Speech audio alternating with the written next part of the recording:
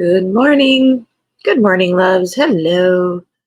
Welcome to Wednesday. It is October 4th, and we are here on Bookeemonsters. My name is PK. Welcome or welcome back.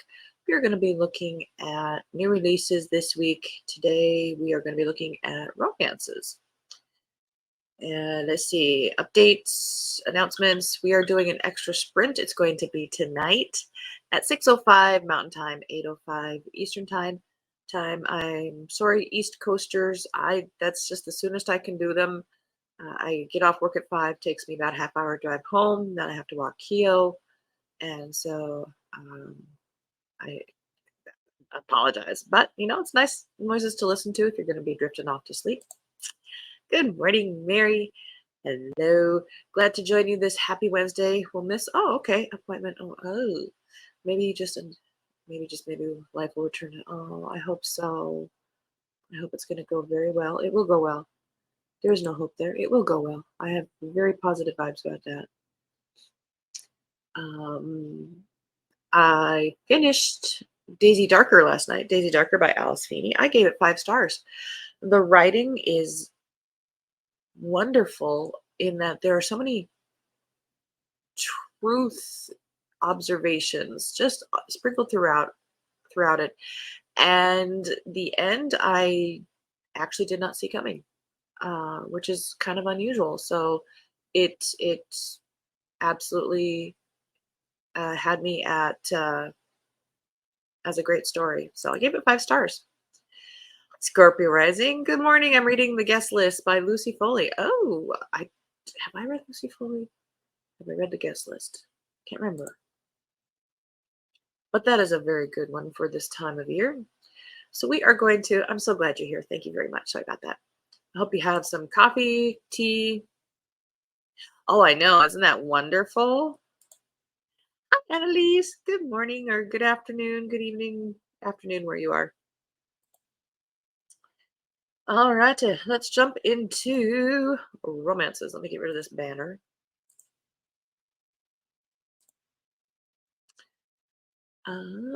Let's see. We're going to start here. Wednesday's a good day for love. This is called Woke Up Like This by Amy Leah. Come on. For 2 high school seniors, it's 17 going on 30 overnight in a magical romantic comedy about growing up too fast and living in the moment. Planning the perfect prom is one last to-do on ultra-organized Charlotte Wu's high school bucket list. So far, so good, if not for a decorating accident that sends Charlotte crash-landing off a ladder face first into her obnoxiously ripped arch-nemesis, JT Renner. Worse, when Charlotte wakes up, she finds herself in an unfamiliar bed at 30 years old with her bearded fiancé, Renner, by her side. Either they've lost their minds or they've been drop-kicked into adulthood, forever trapped in the 30-year-old bodies of their future selves. With each other as their only constant, Charlotte and Renner discover all that's changed in the time they've missed. Charlotte also learns there's more to Renner than irritating jock charm, and that reaching the next milestone isn't as important as what happens in between. Navigating a series of adventures and a confounding new normal, Charlotte and Renner will do whatever it takes to find a way back to 17. But when and if they do, what then? That sounds like, what was that movie? 13 going on 30? Was that what that movie was called? Gosh, must be 20 years old now at this point. Sounds cute.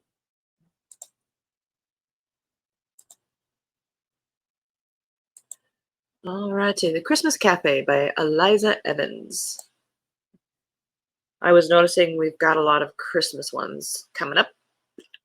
We're hop skipping over Halloween. Halloween was so August. Now let's go into Christmas. Jingle all the way to Silver Bells, Wyoming, where love is a treat. Clumsy Ernest Baker Sylvie West has worked at the Christmas Cafe in Silver Bells, Wyoming ever since her boozy eggnog fruitcake won the town's annual holiday bake-off. Her forever happy place, the cafe complements her sweet, well-ordered life with her roommates, recently widowed Gramps, and her yappy Chihuahua pug, Crumpet. So when Sylvie learns the cafe might be sold, she's determined to save it the only way she can. by getting the Holiday Channel crew to set a scene at the cafe. She's even met the film's charming lead actor, Royce, thanks to Crumpet's meddling. Between an unexpected acting gig, a booth at the Christmas festival, an appearance at the Christmas parade, and a budding romance with Royce, Sylvie has a lot on her plate.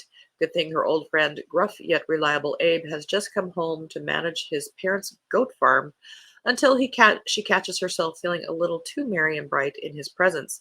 With some help from family friends Crumpet and the goat farmer down the way, Sylvie's plate might just be full of the sweetest treats she's ever had. Very Hallmark, but sometimes you're in the mood for Hallmark. That's okay. That is a guilty pleasure.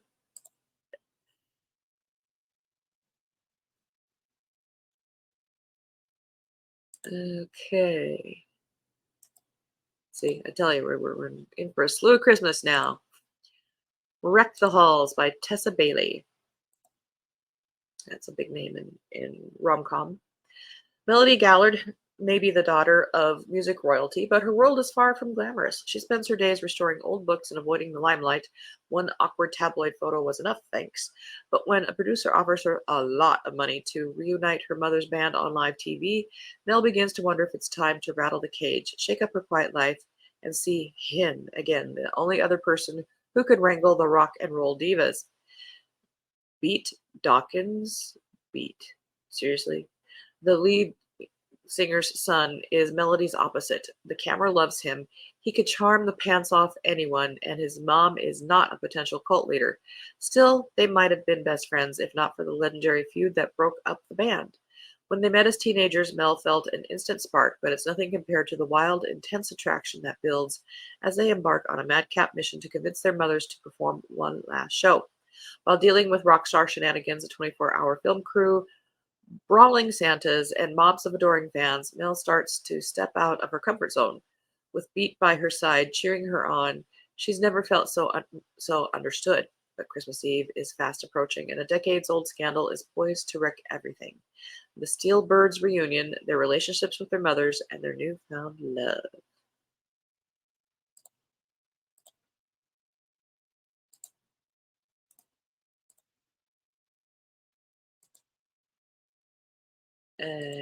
Salem Song, a witchy paranormal. Okay, we're back to Halloween by Kristen Proby, third in series. Torn apart by tragedy, Lorelai has kept Xander at arm's length, focusing on her career and gifts rather than rekindling their love. But now that she's back in Salem, she can't avoid him and finds herself slowly softening toward the man she's loved all her life. However, the witch hunter they've been fighting still hasn't been vanquished. Between that and breaking the curse of the blood moon, now is not the best time for her to give the sexy Xander another try. Despite Laura pushing him away, Xander has never stopped loving her. But now that the stakes are higher, with evil threatening them more than ever, he is done giving her time and space.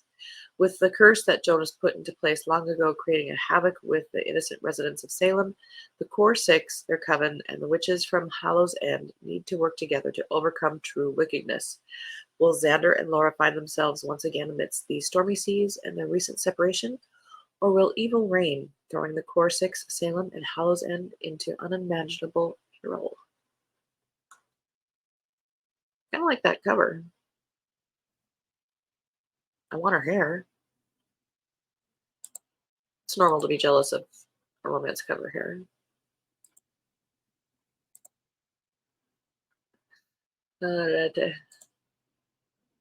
Wildfire. Hang on, coffee's required.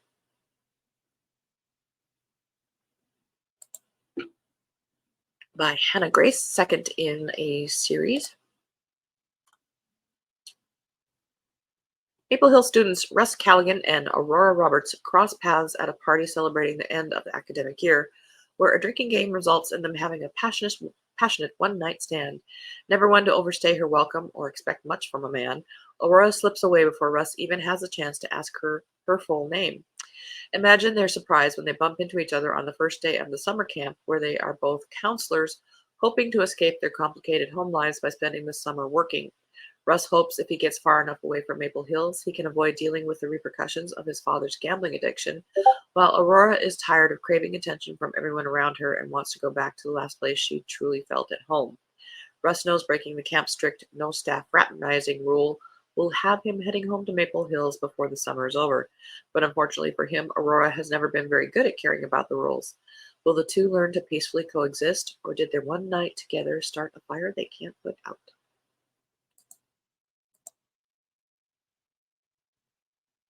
We've got 3 out of 4 seasons being represented so far. It's Madness and Chaos. A Winter in New York by Josie Silver. I have read this author before. When Iris decides to move to New York to restart her life, she realizes she underestimated how big the Big Apple really is. All the nostalgic movies set in New York she'd watch with her mom while eating their special secret recipe gelato didn't quite do it justice. But Bobby, Iris's best friend, isn't about to let her hide away. He drags her to a famous autumn street fair in Little Italy as they could walk and as they walk through the food stalls, a little family-run gelateria catches her eye. Could it be the same shop that's in an old photo of her mother's? Curious, Iris returns the next day and meets the handsome Gio, who tells her that the shop is in danger of closing. His uncle, sole keeper of the family's gelato recipe, is in a coma, so they can't make more. When Iris samples the last remaining batch, she realizes that their gelato and her gelato are one and the same. But how can she tell them she knows their secret recipe when she's not sure why Gio's uncle gave it to her mother in the first place? Iris offers her services as a chef to help them recreate the flavor and finds herself falling for Gio and his family. But when Gio's uncle finally wakes up, all of the secrets Iris has been keeping threaten to ruin the new life and new love she's been building all winter. Just communicate! What's the big deal? Ooh, it's okay. It's okay.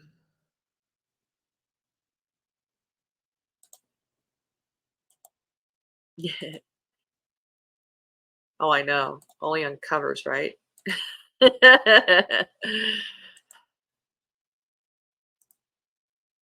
see. Are we still on October 3rd? Yes, we are. Best Laid Plans by Carla Sorensen, first in a series.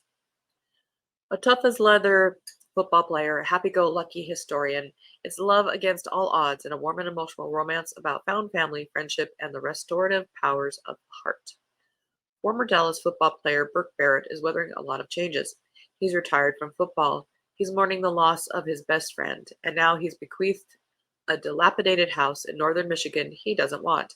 To his surprise, it comes with a long-legged, blindly optimistic renovation manager with big ideas for Burke's inheritance. She's passionate, irritating, and irresistible. Restoration expert Charlotte Cunningham is used to rough exteriors.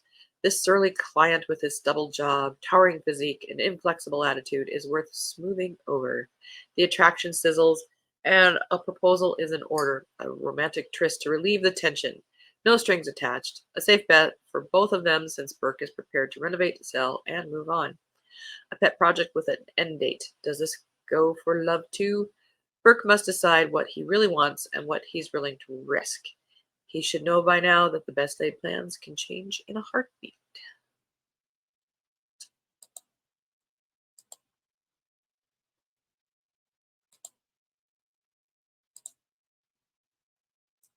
Throne of the Fallen. This looks like romantic fantasy, maybe.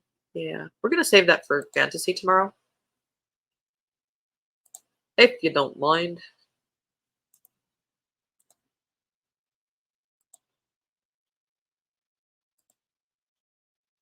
Meet Your Matcha. This is Kindle Unlimited by Nancy Wen. It's my life to ruin. Pippa Fleming is a woman who always has a plan until she finally secures a coveted promotion and her dream job suddenly feels worse than getting caught under the sun as a redhead with no sunscreen. Exhausted and confused, Pippa seeks an escape by signing up for a reality dating show. Everyone is allowed one identity crisis, right? And where better to recharge than on a beach sipping cocktails with little umbrellas?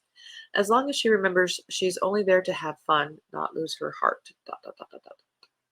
She was a walking red flag, so far out of my league that I couldn't even see what league she was in. August Weather is laid back and content with his quiet life, but when his sister nominates him for a reality dating show, he sees it as a chance to experience the world outside of his small town. What he didn't expect was to fall for someone like Pippa. She's his complete opposite, prickly, vivacious, full of adventure and big dreams, and despises him on sight. Except he can't stop thinking about her and finding out what lies beneath her guarded surface. When the whirlwind of the show throws them together, Pippa and August discover how wrong first impressions can be. But can their newfound connection survive the real world, or will their differences sweep their love match out to sea?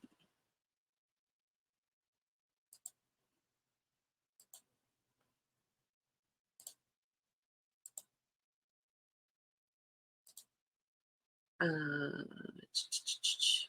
so that's coming out tomorrow. We'll do one more from here until, well, ninth. That's, we might. We'll see. Also, Kindle Unlimited, The Xmas Emergency by Jennifer Peel. Very few in Aspen Lake expected that I, Callista Monroe, their most notorious wild child, would ever amount to anything besides being a model prisoner. So imagine their surprise when I returned as the hospital newest ER doctor. Believe me, no one is more surprised than I am. She just accidentally went to medical school. I had vowed to never return, even if it was the last safe haven during the zombie apocalypse. But when my niece, Quinn, begged me to come home, I couldn't say no. My plan is to stay out of trouble this time and, above all, avoid Quinn's uncle Tristan, the man I love to hate and the reason I left Aspen Lake. But trouble starts to brew when my niece gets into her pretty head that her uncle and I need to reconcile. The devious little thing insists we deck the halls together all season long, and since I'll do anything to make Quinn happy, I agree, believing I'm completely immune to Tristan's charm. Except the joke's on me. Who knew that Tristan's biggest regret was letting me go? And the infuriating man seems willing to do everything possible to win me back. Well, it's going to take a Christmas miracle for me to give him a second chance. Unfortunately for my plan, our chemistry could set a blizzard on fire. Now I have a major X emergency on my hands. Do I give my niece her Christmas wish? Or do I let the love between Tristan and me flatline once and for all? Well, I think you should decide your own love life, not let your niece do. I'm sorry.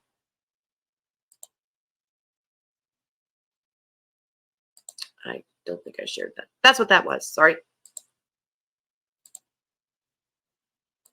It's early. Should we save that one from? Yeah, we'll probably save that one for next week because it comes out on the Monday. Oh, it isn't. Oh, I'm sorry. That is weird. You have Amazon and everything, right?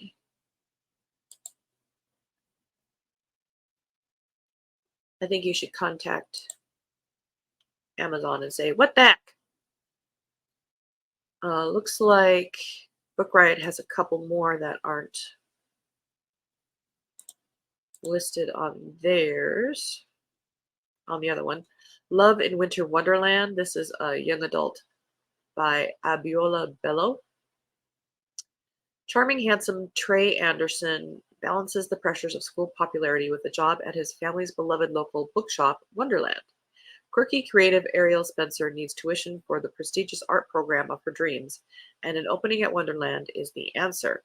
When Trey and Ariel learn that Wonderland is on the brink of being shut down by a neighborhood gentrifier, they team up to stop the doors from closing before the Christmas Eve deadline and embark on a love-to-hate journey that will change them forever. Heartwarming and romantic, this read is the gift that keeps on giving no matter the season. We looked at those other three, but I don't remember this one. Snowed In at Christmas by Jacqueline Snow. Sorority mom Becca Fairfield is used to guys not taking her seriously. She's too blonde, too quirky, or just too much.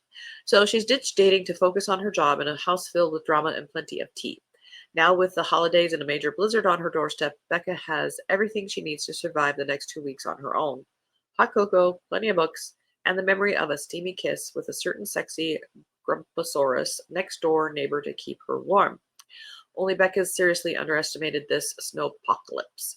So when the power goes out and Harrison Cooper, football coach, master crank, and the guy who acted mega awkward after said steamy kiss offers her shelter, and it only makes sense to accept. They'll just be blizzard buddies. Hang out, stay safe, and maybe indulge in a little R-rated cuddling. Becca knows that Harrison isn't the dating kind, and what happens during the storm lasts only as long as the storm. But are they keeping warm or playing with fire? Okay. We've got a couple minutes left. I thought I would jump over into this is Harlequin, and yeah, I think it would be available through Amazon Prime. I don't think it's a separate. Maybe I've had it so long I can't remember. I apologize. So instead of going into each and every one, I thought we would just skim through harlequin.com. They have not only their lines, but they also have some individual books. So these are just the digital books, just to make it a little bit more simple. Every Shot Counts, that looks like a nonfiction. How to Save a Unicorn, that looks like a middle grade. The Roaring Days of Zora Lily, looks like a historical. The Scarlet Alchemist looks like fantasy. The 12 Months of Christmas by Sheila Roberts. These are all technically November releases, but they are available right now on the Harlequin website for digital. And I think you have to read it on the website, so it's not necessarily something that you can download to a Kindle. But if you don't mind reading on the screen, these are available also. But we ran out of time. We always run out of time. All right. Okay. Good, good, good. Let's get back to here. All right. So, tomorrow we'll be back in the morning for fantasy, science fiction, and if we run out of those, we'll look at some more of the cozy mysteries because there's always a lot of cozy mysteries each week. And tonight we've got an extra sprint at 6:05 Mountain Time, 8:05 Eastern.